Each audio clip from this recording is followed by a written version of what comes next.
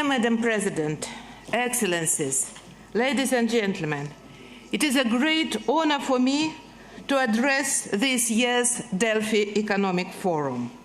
We come together in this legendary city of Delphi, one of the intellectual centers of the ancient world and UNESCO heritage site, for discussions and for solutions to the current crisis and challenges in this world.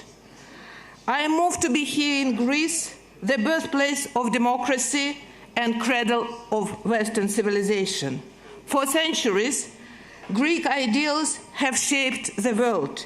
And for example, the ancient Greek tradition of the Olympic truce is one of the most powerful symbols of peace, a value that lies at the center of the United Nations. For centuries, people all around the world, statesmen, kings, warriors, tradesmen, were arriving to Delphi to seek advice and guidance from maybe the most powerful person in the world, the Pythia. And she did provide advice, she did provide guidance, but men often did not decipher it correctly. For example, King Croesus of Lydia was told that if he attacks his neighbor, he would ruin a great kingdom. And he did, his own. He lost the war.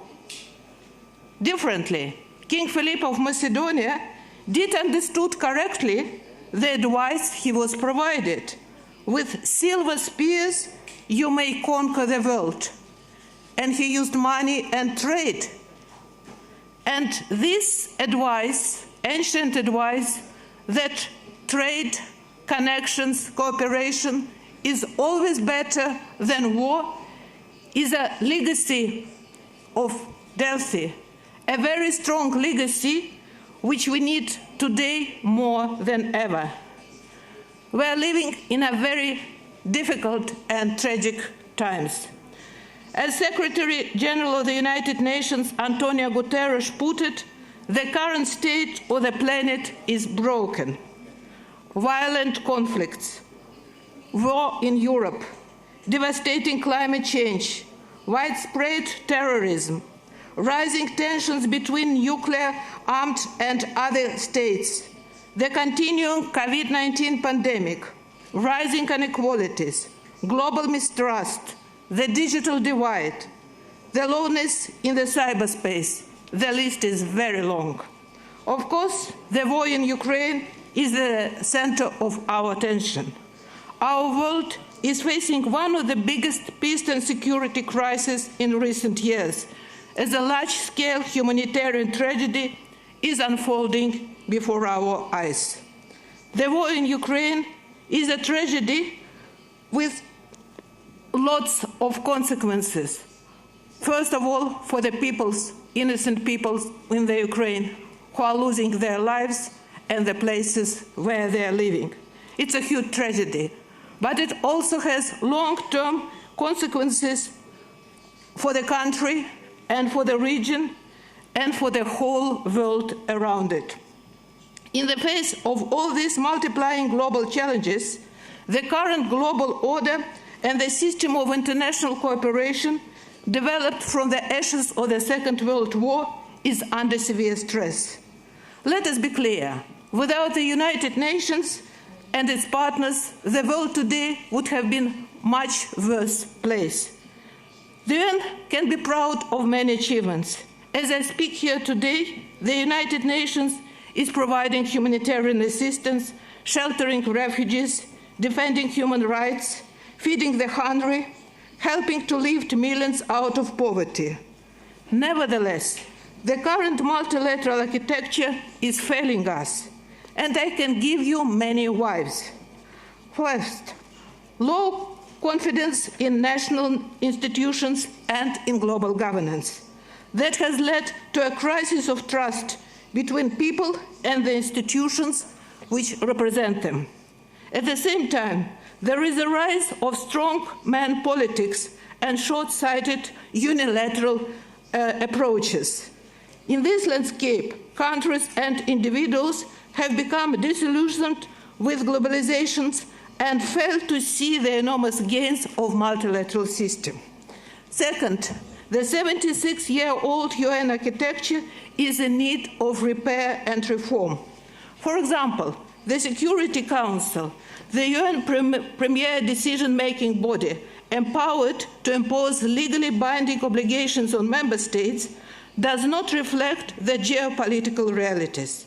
Developing countries are underrepresented, and there are no permanent members from Africa or Latin America. Third, we now live in an interconnected and fast-changing environment. The challenges we face are deeply intertwined and require a much more coordinated response at many levels. We can't go on working in silos. You can name many other reasons, but in fact, all these reasons are just different facets of only one fundamental trend. The world is going via a great transformation, a transition to a new economic and social paradigm, to a new global order. Such transformations happen once in several centuries, and in the past were always accompanied by social turmoils, revolutions, wars, birth and decline of nations and empires. If we were wiser, or maybe if we had Pythia still with us to guide us, we could have avoided all these human and social tragedies and sufferings. But unfortunately, we're not yet wise enough. However, if we work together in solidarity, we can minimize these negative shocks and minimize human suffering. The new paradigm means the world which is more global and interconnected, where national frontiers are no longer barriers to economic exchange, to the flow of ideas, where decision-making centers are more decentralized, where the voices of all the nations are taken into account, where societies are more inclusive. The world, which is very diverse but shares common values firmly embodied in the United Nations Charter, in the Declaration of Human Rights, and shares a common values for our common future. We already have a roadmap to this new paradigm, the Sustainable Development Goals endorsed by all the member states, the most ambitious development plan humanity ever had. And we need the multilateral system fit for this new world, multilateral system which can lead us to building this world. We need multilateralism more than ever. And the question we must consider now is not if multilateralism is irrelevant in the 21st century, but the question what type of multilateral system we need in order to ensure peace and security, sustainable development, social welfare, and justice for all. Last September, the Secretary General released his report, Our Common Agenda. In this active agenda, he outlined a vision for a new, strengthened multilateral system. Future multilateralism needs to be far more networked and inclusive to reflect the world stage today. Governments are still the key actors in the international arena, but they are not the only one. We have many other actors who play more and more important role. Civil society, non-governmental institutions, academia, private companies, philanthropists, city mayors and citizens, youth movements. Ladies and gentlemen, the new era of multilateralism needs to be built on a sustainable global economy that promotes and protects long-term prosperity for all, social cohesion, and environmental health. It needs to be inclusive, representative, and relevant. In this fragile and uneven period of global recovery, we need a targeted and coordinated policy and financial measures at the national and international level. On a global scale, developing countries are struggling to recover, with record inflation, rising interest rates, looming debt burden, and empowerment increase in the cost of finance. we really have to concentrate on supporting those who need our support. Geneva, the operational hub of the United Nations system, major center for sustainable development, is trying to lead by the example. Every year we have an event called Building Bridges Week, and I am inviting all of you to participate if you wish. This is an event where we really try to find solutions for the questions which are important for many people, many countries in the world.